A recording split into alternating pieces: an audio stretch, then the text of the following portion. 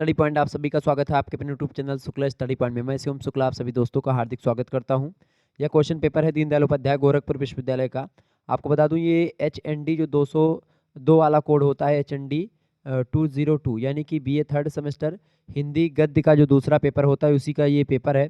तो उसको मैं सॉल्व करवाने का प्रयास करूँगा। 50 प्रश्न आपके पूछे गए थे। चलिए हम तीव्र गति से इसको सॉल्व करवा देते हैं। चले इसको समझने का प्रयास करते हैं आगे। पहला प्रश्न आपकी स्क्रीन पर आ चुका है, फटाफट से आप देखेंगे। जूठन आत्मकथा के लेखक कौन है? जूठन आत्मकथा ओम प्रकाश वाल्मीकि की है, दलित साहित्य से रिलेटेड है। Option number C correct answer हो जाएगा। ओम प्रकाश वाल्मीकि की आत्मकथा है जूठन। क्लियर। अगला प्रश्न दूसरा नंबर, हिंदी हिंदी की प्रथम एकांकी मानी जाती है। हिंदी की प्रथम एकांकी है एक घूंट। 1929 में इसका प्रकाशन हुआ था। कब हुआ था? 1929 में प्रकाशन हुआ था। किसकी रचना है ये? जयशंकर प्रसाद की। अगला क्वेश्चन आप देखिएगा। तीसरा प्रश्न है कलम का सिपाही जीवनी, मतलब किसकी जीवनी पर आधारित रचना है? कलम का सिपाही जो है किसकी जीवनी पर आधारित है? तो प्रेमचंद की जीवनी पर आधारित है कलम का सिपाही। किसने लिखा है पूछेगा तो अमृत राय ने लिखा है। चौथा प्रश्न ये पूछ लिया गया कि कलम का सिपाही कृति किसकी यानी रचना किसकी? तो अमृत राय के, पुत्र हैं प्रेमचंद के। Option number B correct answer होगा। अगला प्रश्न, इनमें से व्यंग्यकार कौन है? इनमें से व्यंग्यकार हरिशंकर प्रसाई जबरदस्त व्यंग्यकार है। सी ऑप्शन करेक्ट आंसर होगा। आगे अगला प्रश्न आपसे पूछा गया था, यहाँ पर आप देखिएगा। ये थोड़ा सा यहाँ पर मतलब कि देखती हो या कितना अंधेरा डरावना कितना खौफनाक, दुनिया को अपने स्याह पर्दे में लपेटे हुए गोया या हमारी ज़िंदगी है, इसमें फिर कभी सुबह नहीं होगी, अगर होगी भी तो वह इसके काले काले समुद्र में डूब जाएगी। यह कथन किस एकांकी से है? तो या तो ये कथन जो होगा, वैसे तो ये डी करेक्ट आंसर इसका होना चाहिए, डी ऑप्शन इसका, ठीक है। लेकिन लक्ष्मी का स्वागत भी मुझे ध्यान लग रहा है, लेकिन डी ऑप्शन इसका लगा देंगे।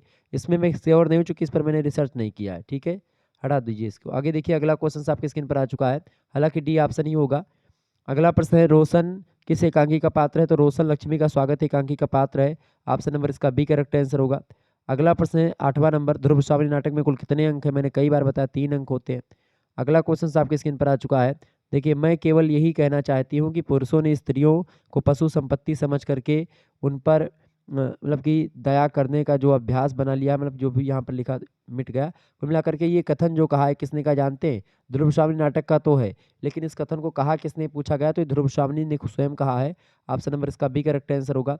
अगला क्वेश्चन आपसे पूछा गया 10वां नंबर, ध्रुव स्वामी नाटक किस रचना पर आधारित नाटक मतलब है? तो देवी चंद्रम गुप्तम, मतलब देवी चंद्रगुप्तम या देवी चंद्रगुप्त। ऑप्शन नंबर इसका ये करेक्ट आंसर होगा। अगला प्रश्न है इनमें से कौन सा पात्र ध्रुव स्वामी नाटक से रिलेटेड नहीं है, संबंधित नहीं है? रामगुप्त, मिहिर भोज और शिखर स्वामी संबंधित है, अलका नहीं है। ऑप्शन नंबर सी लगा देंगे करेक्ट आंसर। अगला प्रश्न है मैं पुरुष हूँ नहीं, मैं अपनी आंखों से अपना वैभव और अधिकार दूसरों को, मतलब कि यहाँ पर देखेंगे जो पेपर हमारे पास भेजे थे उनका मतलब ऐसे भेजे, मतलब एकदम से समझ में नहीं आ रहा था कुछ, तो यहाँ पर मैंने कितना भी साफ किया लेकिन वो सही नहीं आया। तो ये कथन जो कहा गया है 12वें में, इसका जो उत्तर होगा वो चंद्रगुप्त करेक्ट आंसर होगा। इसका 12 का करेक्ट आंसर क्या हो जाएगा? B option is right, Chandragupta. अगला क्वेश्चन आप देखिएगा, प्रश्न है इनमें से किस लेखक को यात्रा वृत्तांतकार के रूप में प्रसिद्धि मिली है? तो यात्रा वृत्तांतकार के रूप में राहुल संकृत्यान को मिली है। ऑप्शन नंबर इसका बी करेक्ट आंसर हो जाएगा। आंचलिक उपन्यासकार कहानीकार फणीश्वरनाथ रेणु है, ठीक है। आगे देखिएगा अगला प्रश्न आपकी स्क्रीन पर आ चुका है। हिंदी की पहली आत्मकथा यहाँ पर है, बताए कौन सी? अर्धकथानक है। ऑप्शन नंबर इसका बी करेक्ट आंसर होगा। अगला प्रश्न आपकी स्क्रीन पर आ चुका है, जब कोई महान व्यक्ति तटस्थ होकर के अपने जीवन की महत्वपूर्ण घटनाओं का श्रृंखलाबद्ध तरीके से विवरण स्वयं लिखता है उसको कहते हैं आत्मकथा। ऑप्शन नंबर इसका सी करेक्ट आंसर होगा। रिपोर्टाज किस भाषा का शब्द है? मैंने कई बार बताया था फ्रांसीसी भाषा का। तो अधिकतर मेरे द्वारा बताए गए प्रश्न, लगभग कुछ प्रश्नों को छोड़ दें 4 5 6 प्रश्नों को, तो बाकी सारे प्रश्न बताए गए हैं। अगला प्रश्न, किसी महान व्यक्ति के जीवन का संपूर्ण विवरण क्रमबद्ध रूप से महत्वपूर्ण घटनाओं के माध्यम से जब कोई अन्य लेखक प्रस्तुत करता तो उस विधा को डायरी सॉरी जीवनी कहते हैं। Option number D correct answer होगा। अगला क्वेश्चन आप देखेंगे, ध्रुव स्वामी नाटक का रचना वर्ष किस वर्ष यानी कब लिखा गया, कब प्रकाशित हुआ? 1933 में। अगला प्रश्न, नाटक का अभिनय रंगमंच में मतलब रंगमंच के जिस अगले भाग पर होता है यानी पर्दे के पीछे, उसको नेपथ्य बोलते हैं। ऑप्शन नंबर इसका सी करेक्ट आंसर होगा। अगला प्रश्न, इनमें से कौन सा रचनाकार एकांकीकार नहीं है? मतलब कौन सा रचनाकार एकांकीकार नहीं है? मोहन राकेश, जगदीश चंद्र माथुर और इसके अलावा भुवनेश्वर कुमार, ये सब जो है एकांकीकार हैं। गिरिजा कुमार माथुर एक नाटककार हैं, जबरदस्त एकांकियाँ इन्होंने नहीं लिखी हैं। सी ऑप्शन करेक्ट आंसर होगा। अगला प्रश्न, विवाह मुक्ति और पुनर्विवाह की समस्या को प्रसाद जी ने किस नाटक में प्रस्तुत किया है? तो अपने नाटक ध्रुव स्वामिनी में ही प्रस्तुत किया है। सी ऑप्शन इसका करेक्ट आंसर हो जाएगा 21 नंबर का। C option is right answer. अगला प्रश्न, मेरी जीवन यात्रा किस विधा की रचना है?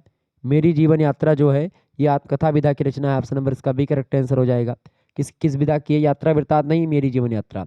मेरी जीवन यात्रा आत्मकथा विधा की रचना है और इसको राहुल शंकरत्यान की आत्मकथा है ये। Option number B correct answer होगा। आगे देखिएगा, अगला क्वेश्चन आपसे पूछा गया था, मेरी जीवन यात्रा किसकी रचना है? तो राहुल शंकरत्यान की रचना है। सी ऑप्शन करेक्ट आंसर होगा। अगला प्रश्न आपसे पूछा गया था, माधव और शेखर किस एकांकी के पात्र हैं? तो माधव और शेखर जो हैं वो किस एकांकी के पात्र हैं भैया? वो भोर के तारा एकांकी के पात्र हैं। भोर के तारा एकांकी के लेखक कौन है? जगदीश चंद्र माथुर। आगे देखिएगा, अगला क्वेश्चन आपकी स्क्रीन पर आ चुका है। वो कौन से माथुर? यहाँ पर 2 माथुर थे, तो जगदीश चंद्र माथुर ठीक है, एकांकीकार हैं, गिरजा कुमार माथुर नहीं है। आगे देखिएगा, अगला प्रश्न 25 नंबर देखेंगे, जयशंकर प्रसाद ने किस प्रकार के नाटकों की रचना करी है? तो ऐतिहासिक नाटकों की रचना करी है। सी ऑप्शन करेक्ट आंसर होगा। 26 नंबर प्रश्न, इनमें से कौन सा तत्व नाटक के लिए अनिवार्य है बताएं? तो अभिनेता, रंगमंच और पात्र, ये तीनों होते हैं। डी ऑप्शन करेक्ट आंसर हो जाएगा उपरोक्त तो सभी 26 का। अगला प्रश्न आपसे पूछा गया था, देखिए यहाँ पर दिख नहीं रहा 27 नंबर का, ठीक है, ये करेक्ट आंसर इसका क्या होगा बताएंगे फटाफट। 27 नंबर का ये दिख ही नहीं रहा, इसको छोड़ दीजिए। चले आगे देखिएगा, अगला प्रश्न 28 नंबर, मेरा परिवार किस विधा की रचना है? मेरा परिवार किस विधा की रचना है? मेरा परिवार जो है रेखा चित्र विधा की रचना है। ऑप्शन नंबर इसका ए करेक्ट आंसर हो जाएगा।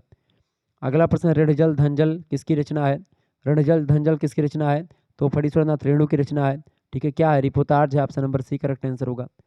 अगला प्रश्न, निराला की साहित्य साधना भाग 1 किस विधा की रचना है?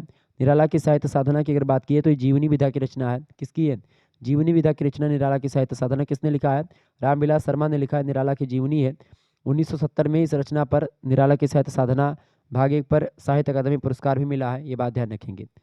आगे देखिएगा, अगला क्वेश्चन आपकी स्क्रीन पर आ चुका है 31 नंबर, इसमें से या इनमें से किस रचना में पशु पक्षियों का उल्लेख हुआ है बताएं?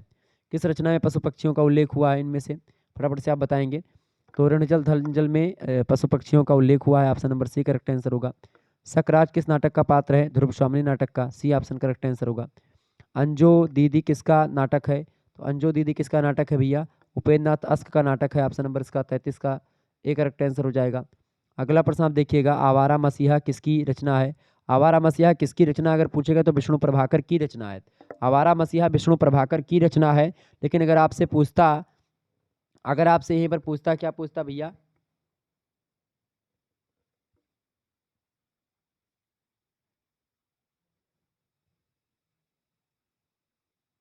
तो ये आवारा मसीहा किसकी रचना है? विष्णु प्रभाकर की रचना है। ठीक है, लेकिन अगर ये पूछता कि किसकी जीवनी है, किसकी जीवनी पर आधारित है, तो शरत चंद्र चट्टोपाध्याय की जीवनी पर आधारित है आवारा मसीहा। सी ऑप्शन इसका करेक्ट आंसर होगा। अगला क्वेश्चन आप देखेंगे, डॉक्टर राम कुमार वर्मा की प्रथम एकांकी कौन सी मानी जाती है? डॉक्टर राम कुमार वर्मा की प्रथम एकांकी मानी जाती है बादल की मृत्यु। कब प्रकाशित हुई थी? 1930 में प्रकाशित हुई थी। आगे देखिएगा, अगला क्वेश्चन है 36 नंबर, प्रसाद जी की कठिनाई यह थी कि जिस प्रकार के नाटक वे लिखना चाहते थे उनमें उनके अनुरूप रंगमंच हिंदी में नहीं था। यह कथन आचार्य रामचंद्र शुक्ल का है। Option number A correct answer होगा। अगला प्रश्न, इनमें से नाटक किस विधा की रचना है? मतलब नाटक विधा की रचना नहीं है। देखिए, नाटक विधा की रचना इनमें से देखें कौन सी नहीं। देखिए, सज्जन, अंधेर नगरी, रक्षाबंधन, ये तीनों नाटक हैं।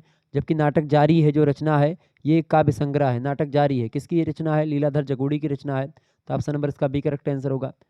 अगला क्वेश्चन आप देखिएगा, प्रश्न है 38 नंबर, महादेवी वर्मा ने अपने समकालीन साहित्यकारों के संस्मरण किस पुस्तक में लिखे हैं बताएंगे फटाफट से? तो इसका करेक्ट आंसर क्या हो जाएगा? पथ के साथी is right answer. D option इसका करेक्ट आंसर होगा। अगला क्वेश्चन आपसे पूछा गया था, देखेंगे 39 नंबर प्रश्न है, इनमें से रेखा चित्र विधा की सर्वप्रथम रचना कौन सी है? रेखा चित्र विधा की सर्वप्रथम रचना इनमें से कौन सी? फटाफट से आप बताएंगे 39 का। बिल्कुल, पद्म पराग जो सबसे पहली रेखा चित्र विधा की रचना है।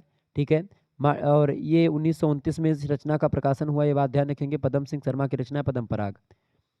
आगे देखिएगा, अगला प्रश्न है, कौन सा कथन असत्य है? इनमें से कौन सा कथन असत्य है? देखिए, ध्रुव सामनी नारी प्रधान रचना बिल्कुल है। सदाचार की तमीज व्यंग रचना बिल्कुल ठीक है। सिपाही की मां मोहन राकेश कृति एकांकी ठीक है। गिल्लू महादेव वर्मा का एक जो है क्या है, रेखा चित्र या मतलब रेखा चित्र या संस्मरण आप मान सकते, दोनों होता तो मान सकते हैं, लेकिन कविता नहीं है, ये गद्य रचना। ऑप्शन नंबर इसका यही कथन असत्य है, सी वाला, तो करेक्ट आंसर हो जाएगा। अगला प्रश्न, इनमें से कौन सा कथन असत्य है? देखिए, डॉक्टर राम कुमार वर्मा एक प्रसिद्ध एकांकीकार हैं, बिल्कुल हैं। डॉक्टर हरिवंश राय बच्चन प्रसिद्ध आत्मकथाकार हैं, बिल्कुल हैं। अमृत राय प्रसिद्ध उपन्यासकार और कथा सम्राट मुंशी प्रेमचंद के पुत्र भी हैं, ठीक है। आचार्य रामचंद्र शुक्ल श्रेष्ठ उपन्यासकार नहीं है ना नाटककार हैं, ये श्रेष्ठ जो है कहानीकार भी आप कह सकते हैं आचार्य रामचंद्र शुक्ल को। इसके अलावा एक निबंधकार भी कह सकते हैं आप, और एक आलोचक कह सकते हैं। ठीक है, सी ऑप्शन करेक्ट आंसर होगा। अगला क्वेश्चन आपकी स्क्रीन पर आ चुका है, इनमें से कौन सा कथन सत्य है, बताएं। इनमें से कौन सा कथन सत्य, निबंध गद्य की लघु विधा नहीं है। डॉक्टर राम कुमार वर्मा एक प्रसिद्ध एकांकीकार होने के साथ साथ कवि है और आलोचक भी है, बिल्कुल ठीक है, सी इसका बी ऑप्शन करेक्ट आंसर है। बाकी जीवनी साहित्य में रंगमंच अनिवार्य नहीं होता है, ये अनिवार्य बोल रहा है तो गलत है। भारतेंदु की ध्रुव श्रावणी जयशंकर प्रसाद की रचना, गलत, तो इसका बी ऑप्शन करेक्ट आंसर था। अगला क्वेश्चन आप देखिएगा, अगला प्रश्न आपकी स्क्रीन पर आ चुका है, शरद चंद्र किस एकांकी का पात्र है। शरद चंद्र किस एकांकी का पात्र है भैया, बताएंगे। शरद चंद्र किस एकांकी का पात्र है, सीमा रेखा एकांकी का पात्र है, इसका करेक्ट आंसर हो जाएगा सी ऑप्शन। अगला क्वेश्चन आप देखेंगे, मिस्टर अभिमन्यु किसका नाटक है। मिस्टर अभिमन्यु किसका नाटक है, मिस्टर अभिमन्यु जो है लक्ष्मी नारायण लाल का नाटक है, ऑप्शन नंबर इसका बी करेक्ट आंसर हो जाएगा। अगला प्रश्न है, राजन किस एकांकी का पात्र है। राजन किस एकांकी का पात्र है भैया, राजन जो है वो मिस्टर अभिमन्यु नाटक का पात्र है। अगला क्वेश्चन है, प्रेमचंद का जन्म कब कब मतलब कहाँ हुआ था। प्रेमचंद का जन्म कहाँ पर हुआ था, लमही वाराणसी में हुआ था इनका जन्म, option number D correct answer होगा। अगला क्वेश्चन आप देखिएगा, 47 नंबर क्वेश्चन आपकी स्क्रीन पर आ चुका है, भोर का तारा किसका एकांकी है। भोर का तारा एकांकी के लेखक कौन है भाई, फटाफट से आप बताएंगे। जगदीश चंद्र माथुर, बिल्कुल ये ऑप्शन करेक्ट आंसर होगा। अगला प्रश्न, दलित आत्मकथा इनमें से कौन सी नहीं है, देखें। अपने अपने पिंजरे दलित जो है रचना है, जूठन भी ओम प्रकाश वाल्मीकि की दलित रचना है, मुर्दैया भी दलित आत्मकथा है, ये तीनों दलित आत्मकथा है, जबकि अपनी खबर जो है दलित आत्मकथा नहीं है, ये ऑप्शन करेक्ट आंसर हो जाएगा। पांडे बेचन शर्मा की रचना अपनी खबर। अगला प्रश्न आप देखेंगे, जिनके साथ जिया 30 बरस का साथी रचना किसकी है। जिसके साथ जिया 30 बरस का साथी रचना किसकी है, फटाफट से आप बताएंगे। जिसके साथ जिया 30 बरस का साथी रचना किसकी है, 49 का 30 बरस का साथी जो रचना है वो इसे रामविलास शर्मा जी की है, ऑप्शन नंबर इसका डी करेक्ट आंसर होगा। अगला प्रश्न है, ऋण जल धन जल में चित्रण हुआ किसका, तो सूखे मतलब बाढ़ और सूखे का, बी ऑप्शन करेक्ट आंसर। तो इस प्रकार से 50 प्रश्न पूछे गए थे। चलिए फिर मिलते हैं नेक्स्ट वीडियो में, तब तक के लिए जय हिंद जय भारत, आप सभी का बहुत बहुत धन्यवाद, good night, I love you.